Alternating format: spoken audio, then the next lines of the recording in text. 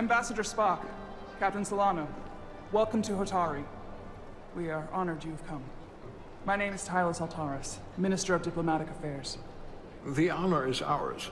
And this is Commander Jara Rydick, first officer aboard the USS Resolute. You'll find she has a keen mind, and unique insight into the dynamics between the Hotari and the Illidians.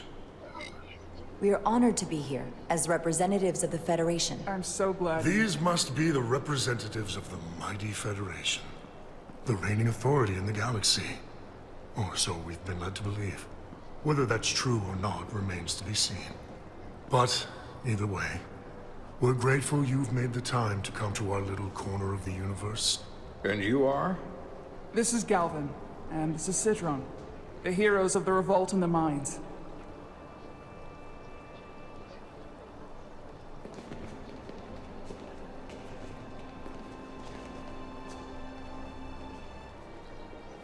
Let's hope this is the last time we ever have to come here. If you'll excuse me.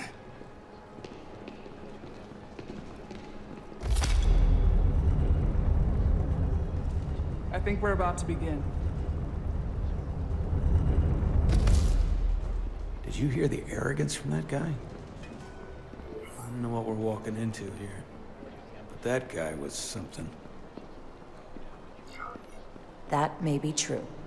But let's keep an open mind going into the negotiations. Hopefully he's just one voice amongst many. Then let's hope he's the outlier.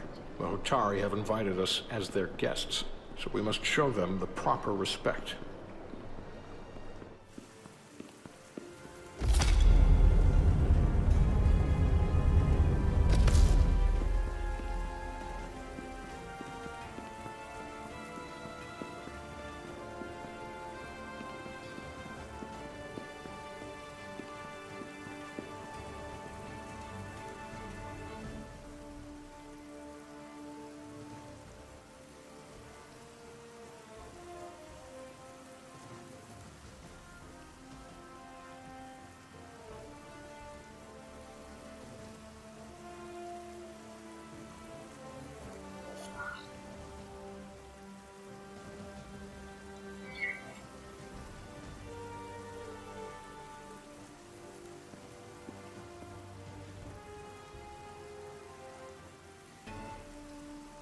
Ambassador Spock, welcome to Hotari Prime.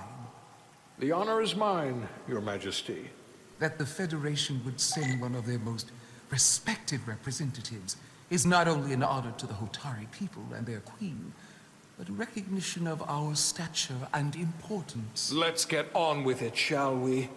With all due respect to the Federation and their ambassador, they have no authority here. We are not members of their alliance. We are not subject to their rule, nor yours. We demand the immediate return of all mining operations to Illidian control, as it has been for centuries and will be for centuries more. That has always been our understanding. That understanding has changed. Then you invite war! And if you cannot remain silent, you will be silenced. But his point is well taken. What is the Federation's interest in this matter? Perhaps you would have us trade one oppressor for another? The Federation remains neutral. Our only interest is the peaceful resolution of this conflict. We are here at your request, Your Majesty. For now. I'm trying to keep an open mind here, but it's not easy. I thought they wanted us here. Was there something you wanted to say, Captain? Oh, no. My apologies. And what about the Kobliad? She's not part She of... can speak for herself, can't she? Then let her.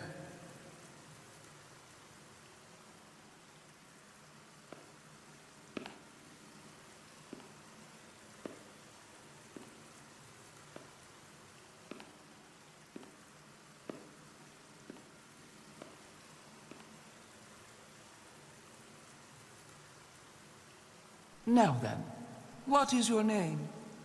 Commander Jara Rydick, Your Majesty. Being a Kobliad, you would know better than anyone.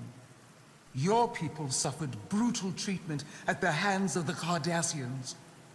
Their injustice towards the Kobliad is as unimaginable as it is unforgivable. Not unlike how we have been treated by the Alidians. As much as they'd have you believe they are the victims here, remember it was the Hotari who attacked us.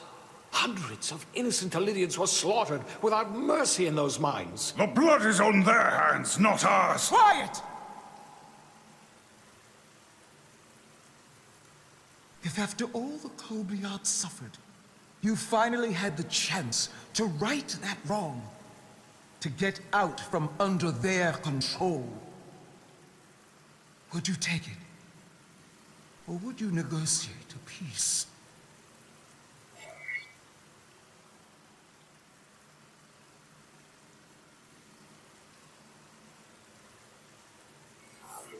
There is no remedy for what the Kobliad suffered, and I fear who we might have become in pursuit of it.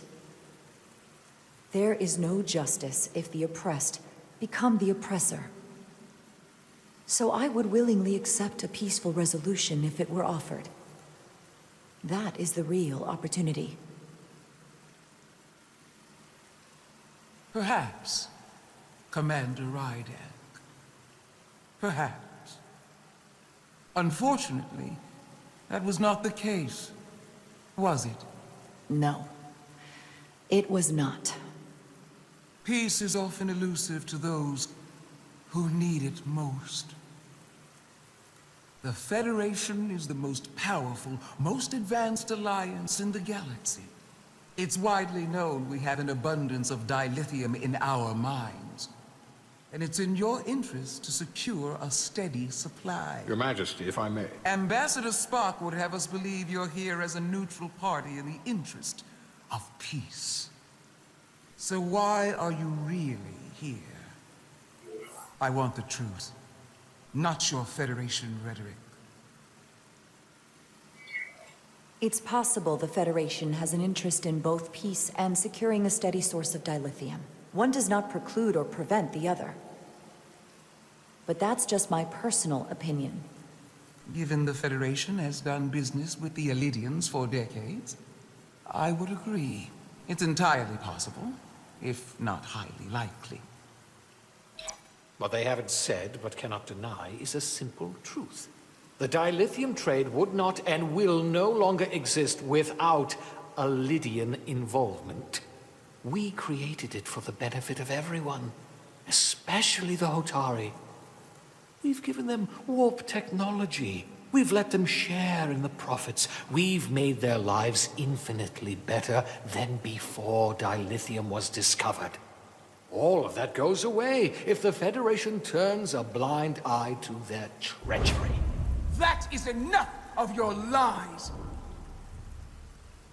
The Hotari are quite capable of running the mines. We've done so for centuries. So tell me, who deserves control of the dilithium trade and the mines on Tau? Who should the Federation recognize?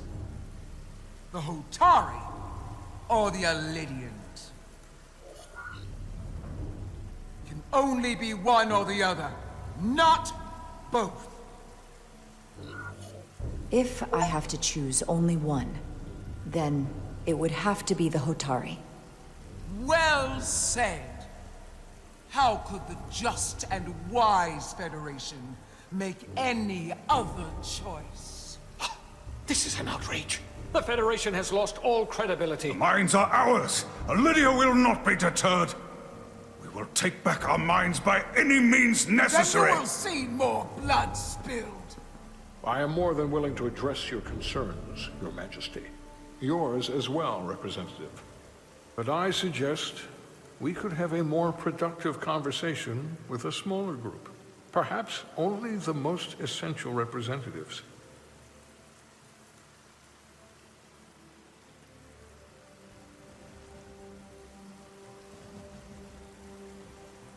I suppose there is some sense to that.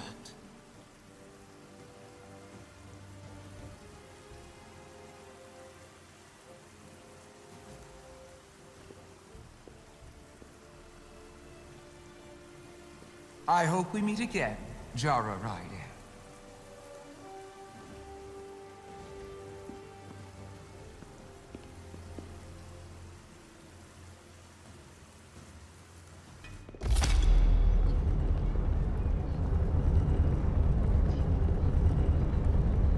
Spock and I will cover everything on the diplomatic front. You make nice with the locals and see if you can get some answers. We need to find out why the Hotari are so willing to risk war. What happened in those mines?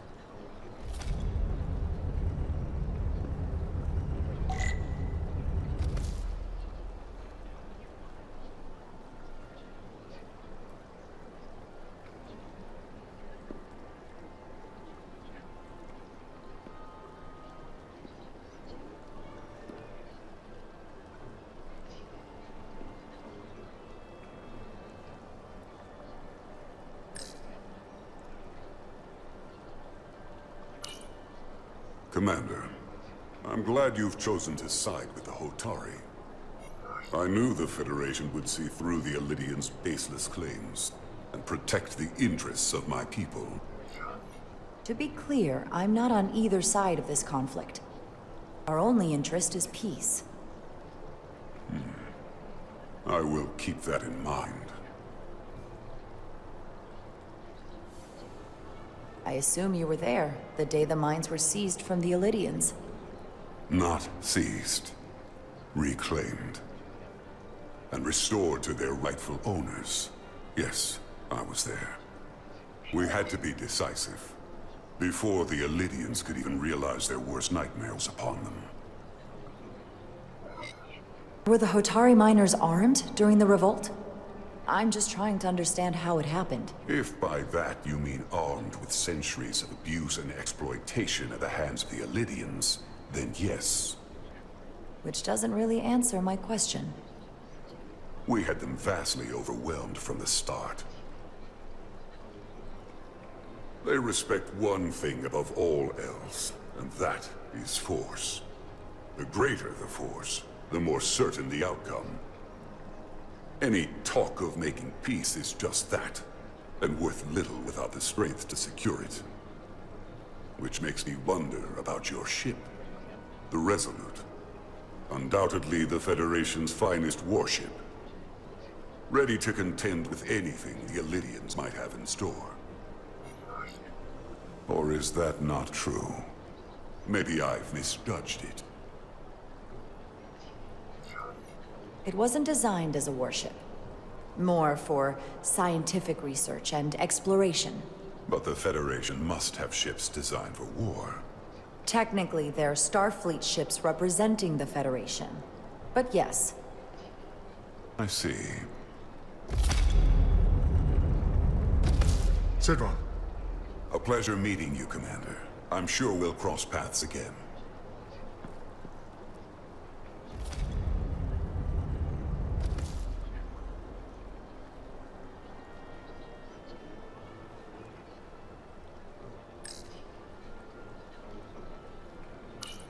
Commander Rydek, I'm encouraged to see the Federation supporting my people.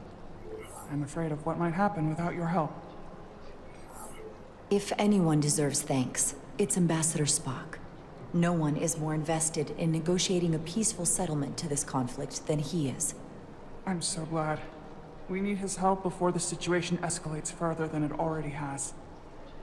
It's been very trying. I saw you speaking with Sidron, our national hero. I'm curious, what did he say? He seems to be of the opinion that negotiating for peace is a waste of time. Because force is the only blunt instrument he understands. He's a miner, not a diplomat. For the first time in our history, the Hotari have the upper hand. We see ourselves as strong instead of downtrodden. New voices have risen up. Old voices shouted down. Calvin and Sidron have become national heroes. Now, they have the Queen's ear. Better or worse, depending on your perspective. I assume they've taken your place. I was one of the Queen's most trusted advisors. and I hope to prove myself worthy of being so again, which is why you're here. My fear has been that the Illidians will launch an attack and crush us. You've seen their starship, no doubt. They could have retaken the mines whenever they wanted to, but it never happened. And as strange as this may sound, I'd almost say they're afraid. I just don't know what they're afraid of. It's still the same bluster and bravado you would expect from them. But it has no teeth, like they're afraid of what might happen. Do you think it has something to do with the ion storm? Right now, it's stronger than ever, isn't it? It's entirely possible. I'm not a scientist, but I do know the storm has knocked out all kinds of systems. So maybe the Illidians weren't willing to risk their ships, given all the interference.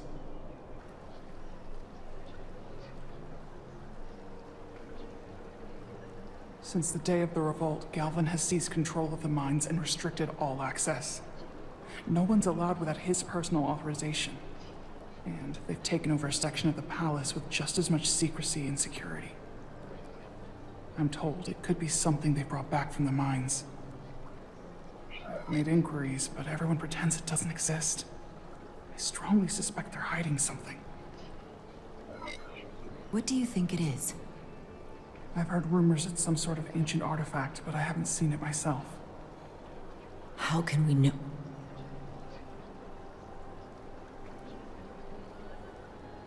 I'd better see what's happening. Do you think you can find out what they're hiding? I need to see proof of something before I can make my case to the Federation. I can try, but even if I found it, I might not know what to make of it. Take this. You can use it to capture whatever you find, and then send it to me.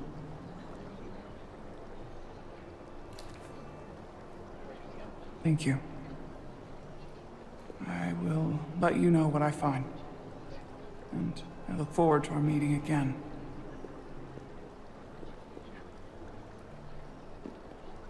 Sorry, I couldn't help but notice you were speaking with the Hotari this whole time. I figured in the interest of fairness, I should offer another perspective.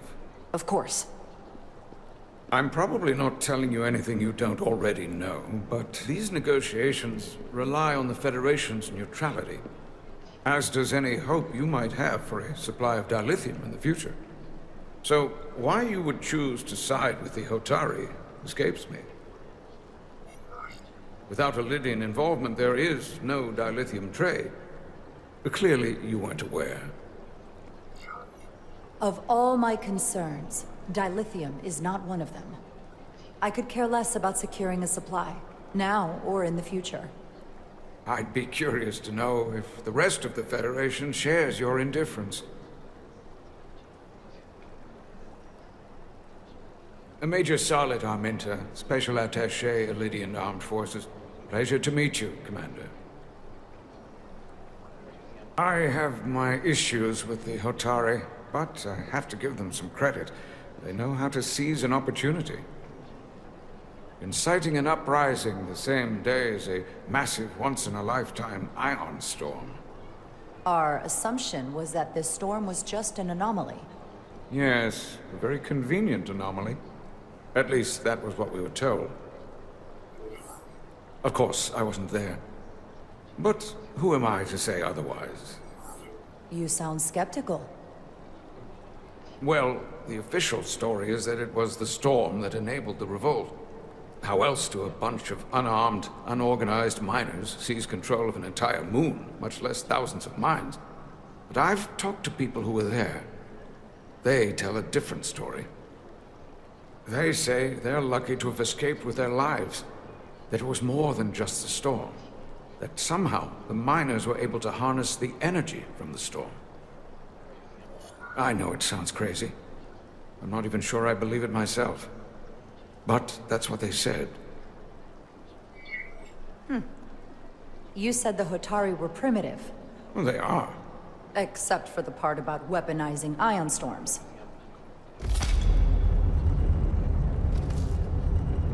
If you'll excuse me, Commander Ryder.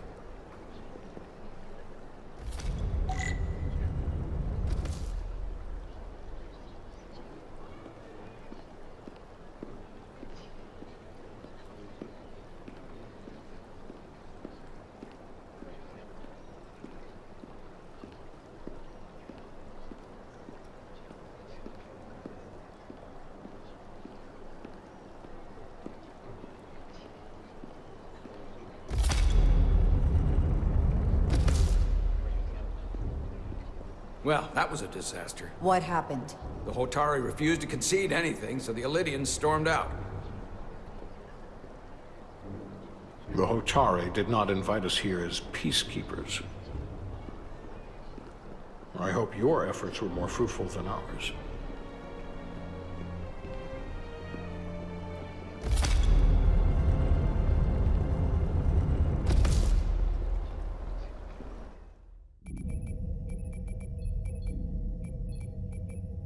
Gravitational harmonics failing to resolve.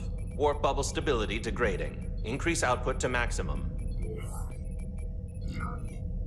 Increasing warp output to maximum. It's happening again.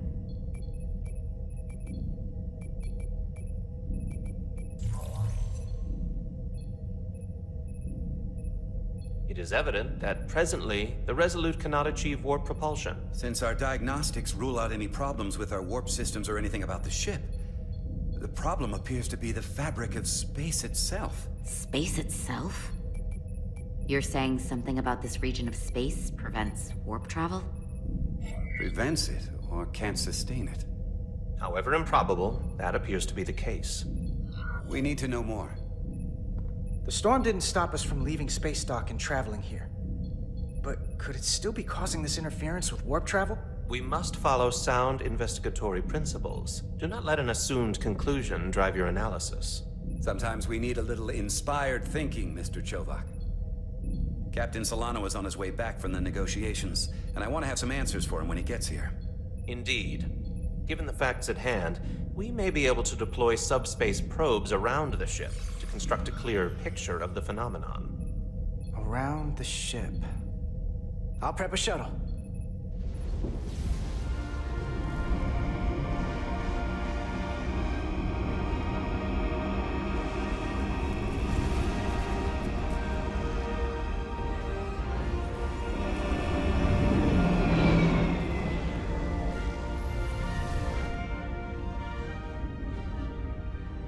I'm setting up a waypoint at a distance roughly corresponding to the edge of our warp field. When we get there, I'll deploy the first probe.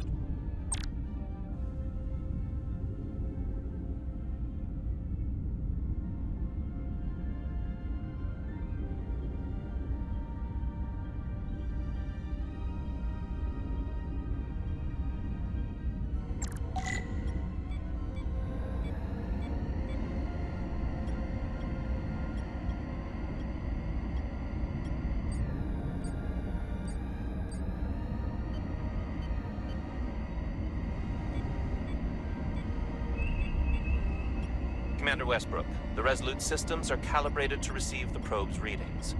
We are standing by to reproduce the warp field collapse after the first probe is deployed. Thank you, Mr. Chovak. We'll be in position shortly. And, Mr. Diaz, do take care in piloting the shuttlecraft. Now is not the time to indulge in the human penchant for joyriding. Chovak probably isn't such a fun guy to work for, huh?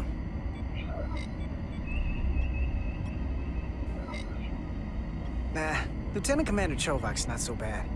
You know, once you get used to him. And, I've learned a lot working under him. I have a feeling I'm going to have to work harder to be a political animal like you, with this new first officer coming aboard.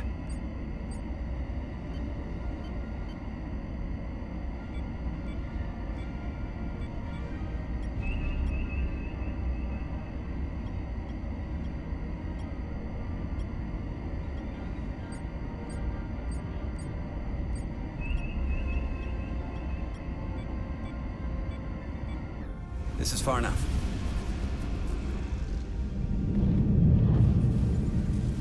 Transporting the first probe into position.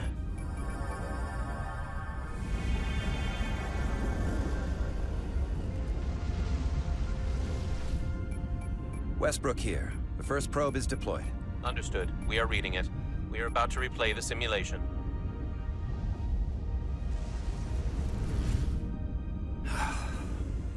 Problem? I just can't get a handle on her. Commander Rydek. She rejected my plan to use a deflector pulse against the storm surge. But on the other, she did listen to my advice and use the whole polarity trick to get you through that excursion alive. I'm not saying there's anything wrong with the new XO. I'm sure she's a fine officer, even if we don't see eye to eye. But she didn't go through what the rest of us did. You know that. And it's hard to figure out why she'd be the one Solano chose instead of, well, one of us.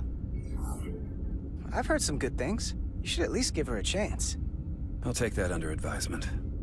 Test is running. Warp field collapse in 3, 2, 1, mark.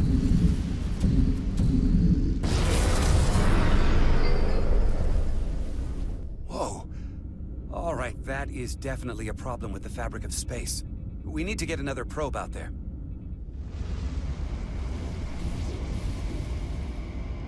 With 2 points of data, the Resolute and the probe, we've managed to get an interference pattern. I'm setting a waypoint to a particularly strong area of interference. We'll deploy the second probe there.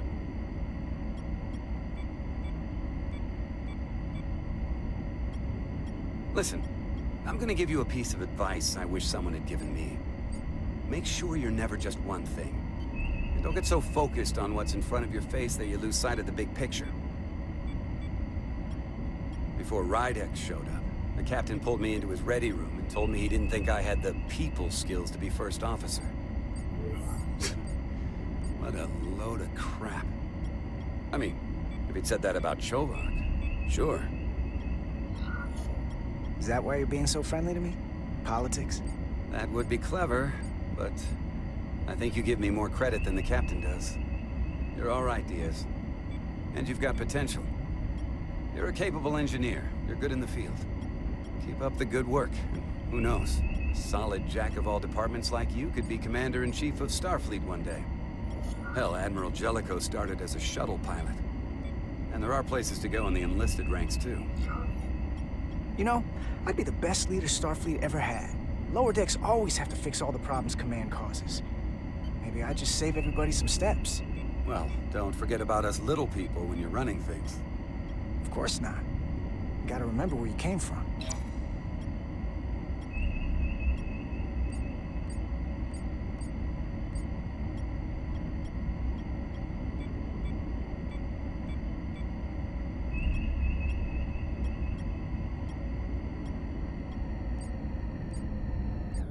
Here. This is close enough. Stop the engines. Deploying the probe. Westbrook to Commander Chovak. We're ready for another sampling of data. Very good. Running the simulation again. Warp field collapse in 3, 2, 1, mark. There it is again. I saw it. It seems to be directional. Well, what about the scans? Anything?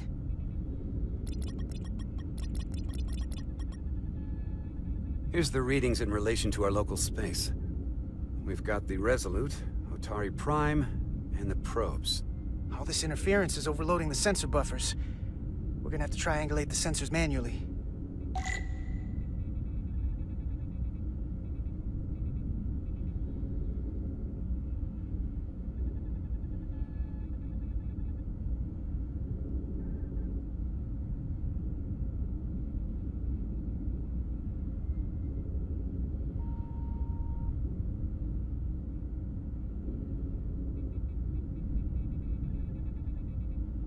We got something.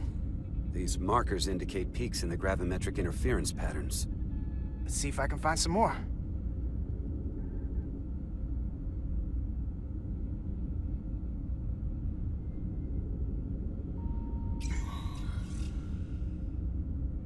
Hold up. This is coming from the moon. A beam that blocks warp travel. Aimed right at us. Someone is doing this intentionally. I don't know how they're doing it. This is like nothing I've ever seen. Why would they be doing this? We came here to help these people. And now we're getting hit by some warp-killing weapon? Now, look here. It's current readings of the ion storm. These concentrations, they line up with the interference pattern.